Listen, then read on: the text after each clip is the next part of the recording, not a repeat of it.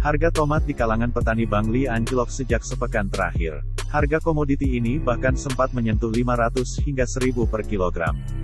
Hal tersebut dikatakan Komang Sukarsana, Minggu tanggal 12 Desember. Menurut petani asal Desa Songan, Kintamani itu anjloknya harga tomat diperkirakan karena melimpahnya jumlah produksi, sementara daya serap di pasaran rendah.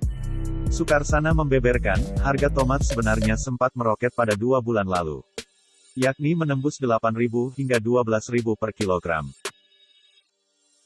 Kalau harganya 3.000 atau 4.000 masih wajar. Tapi dari 2 minggu terakhir harga tomat benar-benar anjlok, itu yang membuat sejumlah petani jadi kecewa sehingga banyak tomat dibiarkan berserakan di kebun. Tak hanya tomat, hasil produksi lainnya seperti bawang pun juga anjlok sejak 2 pekan terakhir.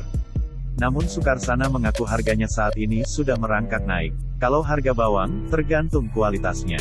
Untuk kualitas biasa, rata-rata harganya 9.000 hingga 12.000 per kilo. Tergantung besar kecilnya. Kalau kualitas Bali karet, sekitar 15.000 hingga 18.000 per kilo. Ibarat sudah jatuh tertimpa tangga, para petani sekitar juga harus menambah biaya perawatan hasil perkebunan. Sebab dampak musim penghujan mengakibatkan tanaman rentan akan serangan hama dan penyakit. Kalau harga bawang di atas 15 ribuan, masih memungkinkan kami dapat untung. Sedangkan ini kan ada 2 jenis bawang. Yang satu harganya di atas, satunya di bawah 15.000, ucap Sukarsana.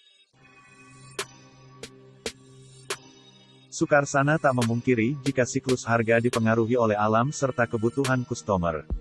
Pun dia memaklumi ada saatnya harga suatu komoditas naik dan turun. Namun dengan harga yang terlalu murah pekan lalu, tidak dipungkiri para petani kecewa. Sukarsana mengatakan, mereka sudah mengeluarkan banyak modal untuk berproduksi. Di satu sisi pemerintah banyak bicara tentang pertanian, di sisi lain harga sangat rendah. Itu kan tidak sesuai. Nah yang perlu kiranya ke depan, menurut yang pertama Bank Data.